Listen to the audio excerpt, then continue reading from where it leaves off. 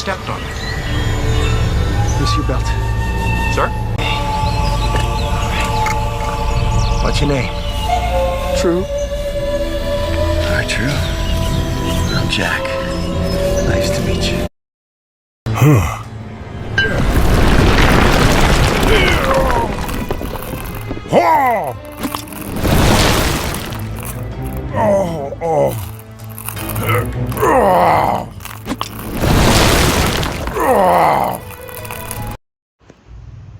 កំពុងតែមើលស្រាប់តែវាលោតពាណិជ្ជកម្មអញ្ចឹងមកបងប្អូនធុញហ៎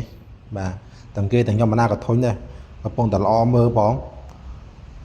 កំពុងតែមើលចំហមាត់ថាក្មេងងាប់ពីក៏រស់សារលោតពាណិជ្ជកម្មយើងមកធុញមែនតើមកបងប្អូនបាទទាំងគេទាំងខ្ញុំបាទឥឡូវនេះបងប្អូនបាច់ធុញទេខ្ញុំគាត់ធ្វើវីដេអូឲ្យបងប្អូនមើលទេខ្ញុំមានកម្មវិធីមួយទៀតសម្រាប់ឲ្យយើងមើលភាពយន្តឬក៏មើលចម្រៀងជាងអីហ្នឹងគឺអត់មានការលោតពាណិជ្ជកម្មមកដល់មករំខានយើងទេបងប្អូនបាទអញ្ចឹងសម្រាប់បងប្អូនដែលចង់ប្រើកម្មវិធីនេះឬក៏ចង់ចេះបាទកុំភ្លេចណាចុច Subscribe យើងមួយសិនបាទ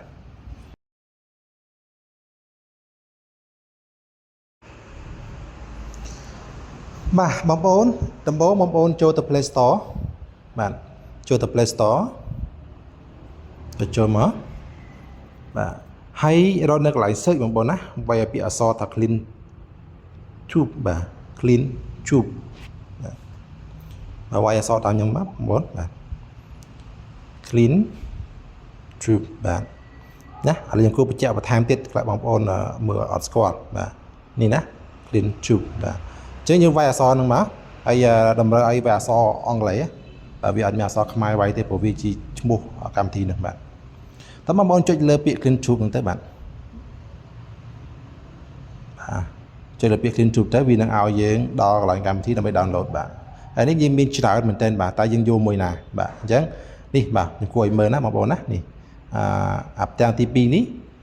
បាទទាំងទី2នេះដែលមានពាក្យថា2005ណាបាទ2005ជ្រុងហ្នឹងណាបាទនេះបាទកម្មវិធីនេះបាទមកទីមកនិយាយពាក្យថា download បាទ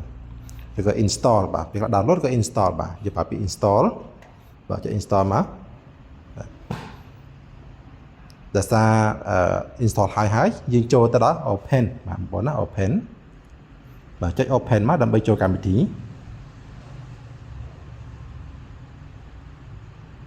បាទអញ្ចឹងពេលចូលមកវាឲ្យអញ្ចេះបងប្អូនវាឲ្យអញ្ចេះបាទវាឲ្យបែបនេះនៅពេលឲ្យបែបនេះបងប្អូនចុចយកពាក្យខាងក្រោមបាទចុចមកបាទហើយចុចមកភ្លាមវាអត់ឲ្យយើងចូលភ្លាមបានទេវាមានពាក្យថា you បាទយើងមើលពាក្យ you ណាបាទនៅកន្លែងយើង you នេះគឺសម្រាប់យើងចូលចោះឈ្មោះបាទដើម្បីកា account មួយដើម្បីយើងចូលទៅប្រើបានសេរីបាទណានេះ sign in បាទយើងចូល sign in បើយើងមាន account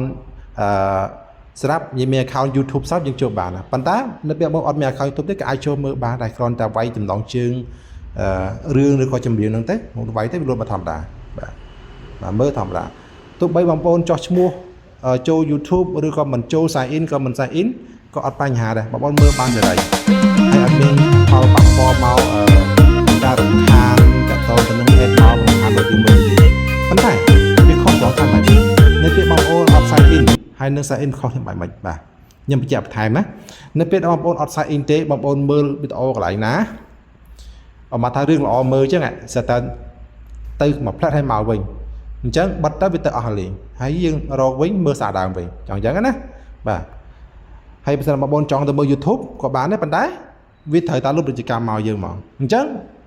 ដើម្បីមើលពេញលេញហើយមើលសារដើមវិញដូចយើងមើលក្នុង YouTube អញ្ចឹងយើងមើលបានពាក់កណ្ដាលហើយយើងទៅក្រៅយើងបិទសិនហើយមកវិញយើងបើ YouTube លុបមកដដែលហើយយើងមើលតទៀតអញ្ចឹង Clean Tube ក៏ដូចគ្នាអញ្ចឹងយើងគ្រាន់តែបញ្ចូល account YouTube មកបាទបញ្ចូលមកនៅពេលនោះបងប្អូននឹងទទួលបាន account YouTube មិនគឺចូល account ដូចគ្នាអញ្ចឹងបាទអញ្ចឹងនៅពេលយើងបញ្ចូល account បែបហ្នឹងហើយបងប្អូនអាចមើលបានសេរីអញ្ចឹងវីដេអូដែលបងប្អូនបានមើលកន្លងមកអញ្ចឹងបងប្អូនអាចមើលបន្តទៀតបានណាអញ្ចឹងយើងដាក់ទៅ email ចូលមកបើគឺបានហើយបងប្អូនណាដាក់ទៅ email password យើងចូលមក email password របស់ YouTube ណាបងប្អូនបាទចូលមកគឺយើងអាចមើលបានមកសេរីបាទមើលបានបាទអញ្ចឹងយើងចូលមើលឲ្យវាលុបមកឲ្យយើងឃើញចូលទៅទាំង3តម្ដងបាទអញ្ចឹងវាឃើញនៅវីដេអូដែល ខ្ញុំបានមើលពីមុនឲ្យយើងមើលតឃើញទេបាទមើលបានតិចតួចប្រហែលនាទីទៅមកមើលតហើយយើងចូលមើលមួយស្រេចចូលមើល24ម៉ោងឬក៏ចូលមួយថ្ងៃមើលប្រហែលរឿងអត់បញ្ហាដែរអត់មានលោតប្រចាំវិជ្ជកម្មមករំខានយើងអារម្មណ៍យើងបានទេបាទនេះល្អមែនតើសម្រាប់បងប្អូនដែលចូលចិត្តមើលភាពយន្តតាម YouTube បាទហើយនេះបាទហើយកុំភ្លេចបងប្អូនអ្នកថ្មីចុច Subscribe ផងហើយ Share បាទ Share អ្នកមួយទៅហើយនៅក្នុង YouTube បងប្អូនជួយ Follow អ្នកមួយផងណាសម្រាប់កម្មវិធីថ្មីហើយ app ថ្មីសម្រាប់បងប្អូនដែលពីនិយមចង់ប្រើកម្មវិធីដែលអត់មានផលប៉ះពាល់ទៅលើ ad មករំខានក្នុងទូរស័ព្ទណាបាទអាចប្រើកម្មវិធីនេះបានបញ្ជាក់នេះបានតែ Android ទេណាបាទតែពោះ iOS បងប្អូនអាចសាកបោកកន្លែងបានបាទអរគុណច្រើនជម្រាបលា